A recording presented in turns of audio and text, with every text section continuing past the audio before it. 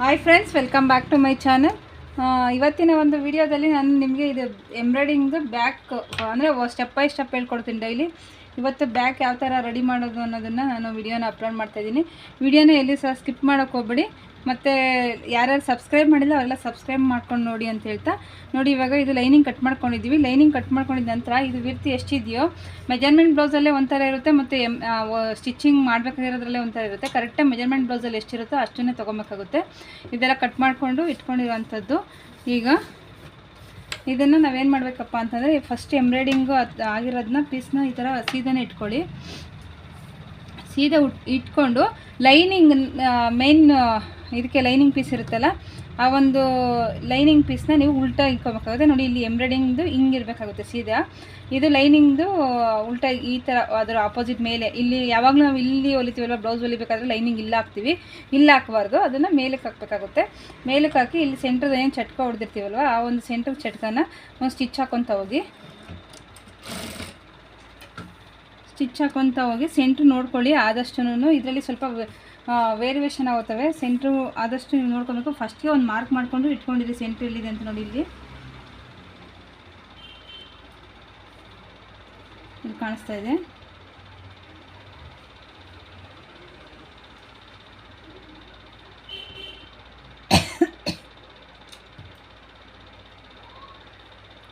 ಸೂಜಿನ ಇಟ್ಕೊಂಡಿದ್ದೀನಿ ನಾನು. ನೀವು ಅಷ್ಟೇ ಸೂಜಿ ಸಹಾಯದಿಂದ ಅಥವಾ ಪಿನ್ನು ಏನಾದರೂ ಇದ್ದರೆ ಅದರಿಂದ ಒಂದು ಇಟ್ಕೊಂಡು ಸೆಂಟ್ರ್ ಸ್ಟಿಚ್ ಹಾಕ್ಕೊಂಬಿಡಿ. ಫಸ್ಟು ಸೆಂಟ್ರ್ ಸ್ಟಿಚ್ ಹಾಕ್ಕೊಳ್ಳಿ, ಆವಾಗ ಪರ್ಫೆಕ್ಟಾಗಿ ಬರುತ್ತೆ.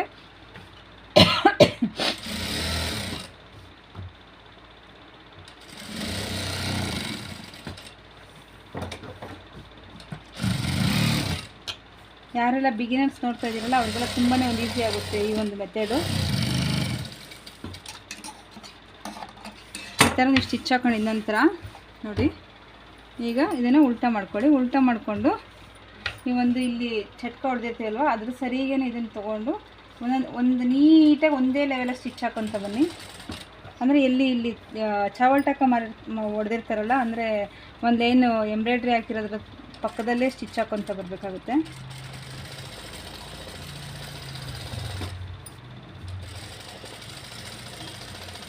ಇದನ್ನು ಮುಂಚೆ ಎಲ್ಲ ನಾನು ಕ್ಯಾನ್ವಾಸ್ ಹಾಕಿ ರೆಡಿ ಮಾಡ್ತಾಯಿದ್ವಿ.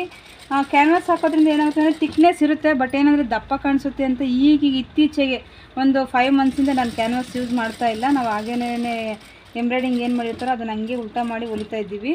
ಮುಂಚೆ ಎಲ್ಲ ಕ್ಯಾನ್ವಾಸ್ ಇಲ್ದಿರ ನಾವು ಎಂಬ್ರಾಯ್ಡಿಂಗು ಅಥವಾ ಹ್ಯಾಂಡ್ ವರ್ಕು ಹೊಲಿತಾ ಇರಲಿಲ್ಲ.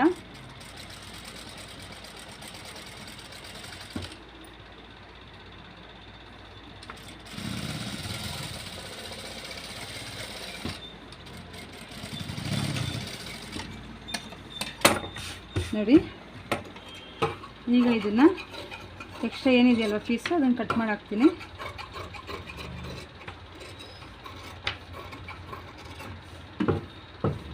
ಇದು ಒಂದು ಹೇಳಬೇಕು ಅಂದರೆ ತುಂಬಾ ಈಸಿ ಇರುತ್ತೆ, ಬಟ್ ಹೊಸ್ದಾಗಿ ಕಲಿಯೋರಿಗೆ ಸ್ವಲ್ಪ ಕಷ್ಟ ಅನಿಸುತ್ತೆ ಅಷ್ಟೇ. ಇದೇನಿದೆಯಲ್ಲ ಎಕ್ಸ್ಟ್ರಾ ಈ ಥ್ರೆಡ್ಡು ಎಕ್ಸ್ಟ್ರಾ ಏನಿದೆಯೋ ಕ್ಲಾತ್ನ ಅದನ್ನೆಲ್ಲ ಕಟ್ ಮಾಡ್ಕೊಳ್ಳಿ. ನಿಮ್ಗೆ ಇನ್ನೂ ಅಂದರೆ ನೀಟಾಗಿ ಫಿಟ್ಟಾಗಿ ಕುತ್ಕೋಬೇಕು ಅಂತಂದರೆ ಇನ್ನೂ ಮತ್ತೊಂದು ಸ್ಟಿಚ್ ಹಾಕ್ಕೊಳ್ಳಿ. ನಾನೀಗ ಮತ್ತೊಂದು ಸ್ಟಿಚ್ ಹಾಕ್ಕೊತಾ ಇದ್ದೀನಿ.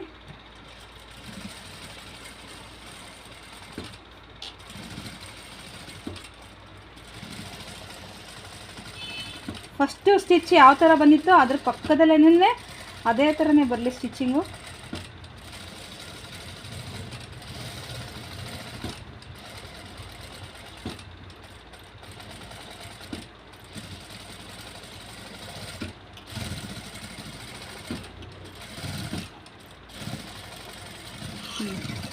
ನೋಡಿ, ಹೀಗೆ ಮುಗಿತು. ಇದನ್ನು ಉಲ್ಟಾ ಮಾಡಬೇಕಾಗುತ್ತೆ. ಆದರೆ ಉಲ್ಟಾ ಮಾಡೋಕ್ಕೂ ಮುಂಚೆ ನಾನು ಇನ್ನೂ ಒಂದು ಹೇಳ್ತೀನಿ. ನೋಡಿರಿ, ಈ ಥರ ಹಿಂಗೆ ಇದೆಯಲ್ವ, ಇದನ್ನು ಹಿಂಗೆ ಮಾಡ್ಕೊಂಡಿರ್ಬೇಕಾದ್ರೆ ನಿಮ್ಗೆ ಒಂದೇ ಸಲ ಇಲ್ಲಿ ಪೈಪಿಂಗ್ ಬಂದುಬಿಡ್ಬೇಕು ಅಂತಂದರೆ ನೀವು ಥ್ರೆಡ್ ಪೈಪಿಂಗ್ನ ಸಹಾಯದಿಂದ ನೀವು ಸ್ಟಿಚ್ ಹಾಕೋಬೇಕಾಗುತ್ತೆ. ಯಾವ ಥರ ನಾನು ಪೈಪಿಂಗ್ ಹೊಲಿತೀನಿ ಅಂತ ನೋಡ್ಕೊಳ್ಳಿ. ಈಗ ಇದನ್ನು ಪೈಪಿಂಗು ಏನು ಮಾಡಬೇಕಪ್ಪ ಅಂತಂದರೆ, ನಾವು ಎಷ್ಟಕ್ಕೆ ಇಲ್ಲಿ ಲೆಂತಿಗೆ ಬಿಟ್ಕೊಂಡು ಚಟ್ಕ ಹೊಡೆದಿರ್ತೀವಲ್ವ, ಅದಕ್ಕೆ ಪೈಪಿಂಗ್ ಹೊಲ್ಕೊಂಬಿಡಿ. ಪೈಪಿಂಗ್ ಹೊಲ್ಕೊಂಡಿದ ನಂತರ ತೋರಿಸ್ತೀನಿ ಯಾವ ಥರ ಮಾಡಬೇಕು ಅಂತ. ಆವಾಗ ಫಿನಿಶಿಂಗ್ ಅಷ್ಟೇ ನೀಟಾಗಿ ಬರುತ್ತೆ. ಮತ್ತೊಂದು ಸಲ ನಿಮಗೆ ಲೈನಿಂಗ್ ಪೈಪಿಂಗ್ ಹೊಲಿಬೇಕು ಅನ್ನೋದಿರಲ್ಲ.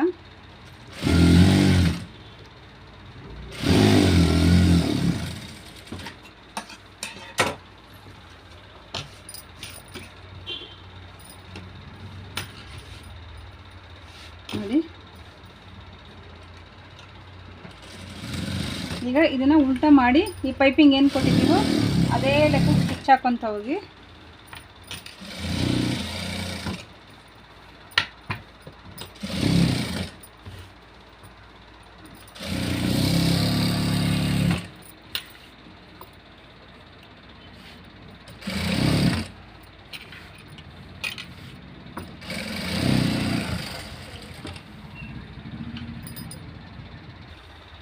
ಇದು ಹೊಲಿದೆಲ್ಲ ಸ್ಟಿಚ್ ಎಲ್ಲ ಆಗಿದ ನಂತರ ಇದನ್ನ ಏನು ಮಾಡಬೇಕಪ್ಪ ಅಂತಂದರೆ ಎಕ್ಸ್ಟ್ರಾ ಏನಿರುತ್ತಲ್ಲ ಕ್ಲಾತು ಅದನ್ನೆಲ್ಲ ಕಟ್ ಮಾಡಾಕಬೇಕು.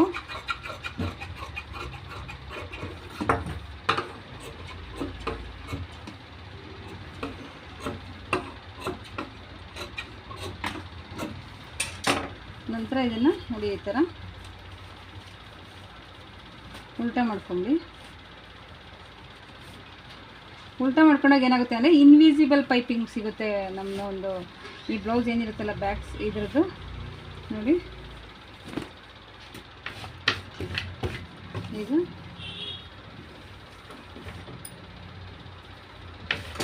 ಇಲ್ಲಿ ನೋಡಿ ಯಾವುದೇ ಥರವಾದಂಥ ಒಂದು ಇದು ಕಾಣಿಸೋದಿಲ್ಲ. ಆಗ ಈ ಪೈಪಿಂಗು ಇಲ್ಲಿ ಹೊಲಿದಿದ ನಂತರ ನಾನು ಈಗ ಸ್ಟಿಚ್ ಮಾಡ್ತೀನಿ ನೋಡ್ಕೊಳ್ಳಿ. ಈಗ ಇದನ್ನು ನೀವು ಸ್ಟಿಚ್ ಮಾಡ್ಕೋಬೇಕಾಗುತ್ತೆ.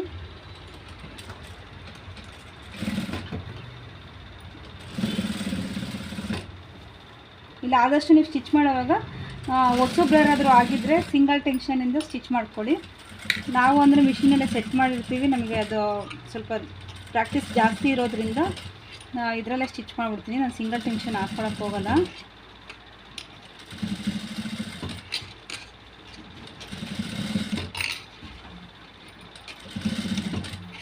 ನೋಡಿ ಈಗ ಹೆಂಗೆ ಬರ್ತಾಯಿದೆ ಅಂತ ನೋಡಿ.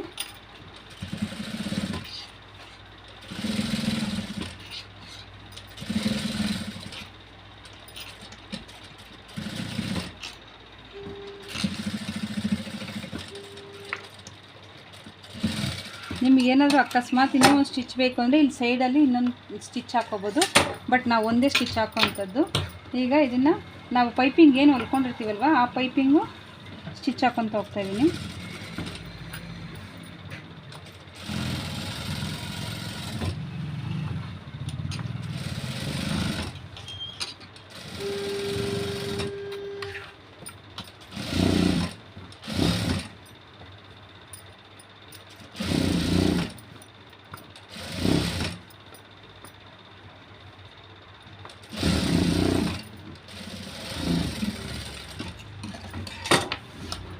ನೋಡಿ ಈಗ ಇಲ್ಲಿ ಪೈಪಿಂಗು ಬಂತು, ಇಲ್ಲಿ ಇದು ಬಂತು. ಈಗ ಎಕ್ಸ್ಟ್ರಾ ಏನಿದೆಯಲ್ಲ ಅದೆಲ್ಲ ಸ್ಟಿಚ್ಚು ಸೈಡ್ ಸ್ಟಿಚ್ ಎಲ್ಲ ಹಾಕ್ಕೊಂಬಿಡ್ತೀನಿ ನೋಡ್ಕೊಳ್ಳಿ.